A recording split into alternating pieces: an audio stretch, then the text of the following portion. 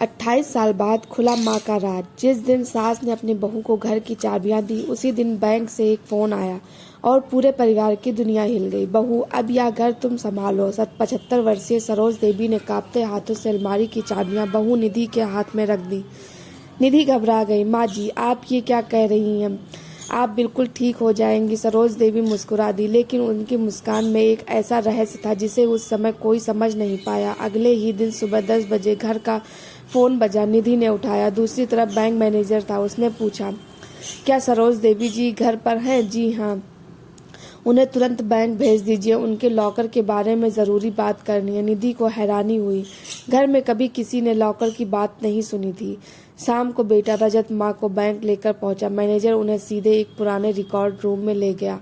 फिर बोला, मैडम, 28 साल पहले आपने एक सील बंद लॉकर जमा कराया था और निर्देश दिया था कि इसे सिर्फ आपके आखिरी उत्तराधिकारी के सामने खोला जाए।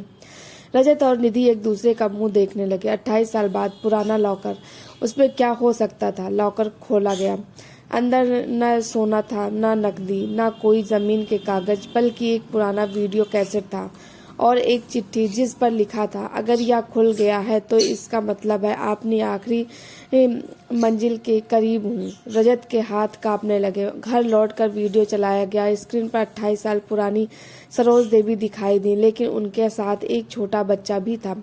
करीब 3 साल का। वीडियो शुरू हुआ। सरोज देवी कैमरे की तरफ देखकर बोली, अगर यह वीडियो मेरा बेटा रजत देख रहा है तो आज मुझे एक सच बताना होगा। कमरे में सन्नाटा छा गया। रजत, तुम मेरे बेटे हो, लेकिन मेरे पेट से पैदा नहीं हुए थे।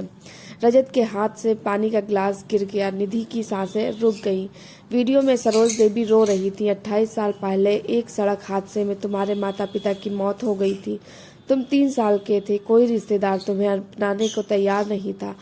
उस दिन मैंने फैसला किया कि मैं तुम्हें अपना बेटा बनाऊंगी। रजत की आंखों से आंसू बहने लगे। उसे यकीन नहीं हो रहा था। जिस माँ को वह अपनी जन्म देने वाली माँ समझता था, वह उसकी असली माँ नहीं थी। लेकिन असली झटका अभी बाकी था। वीडियो में सरोज देवी ने अगला वाक्य कहा, और जिस आदमी ने तुम्हारे माता पिता की जान ली थी वह आज भी जिंदा है। पूरा कमरा जम गया।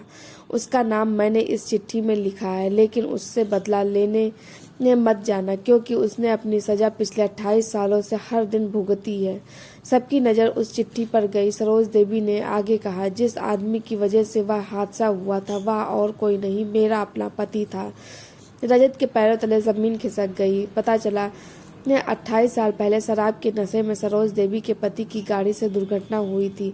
उसी दुर्घटना में रजत के असली माता पिता मारे गए थे। मामला दबा दिया गया, लेकिन सरोज देवी इस अपराध बोध में जिंदगी भर जलती रही। तभी वीडियो में सरोज देवी की आवाज़ आई, मैंने तुम्हें इसलिए नहीं पाला कि मुझे दया आ गई थी। मैंने तुम्हें इसलिए पाला क्योंकि मुझे लगा था कि भगवान ने मुझे अपने पति के पाप का प्रायश्चित करने का मौका दिया है। रजत आप बेकाबू होकर रो रहा था, लेकिन वीडियो खत्म होने से पहले सरोज देवी ने आखिरी बात कही, अगर तुम यह वीडियो देख रहे हो तो एक आखिरी चीज मेरे कमरे की पुरानी अलमारी के नीचे छिपी है। अभी दौड़कर घर पहुंचे।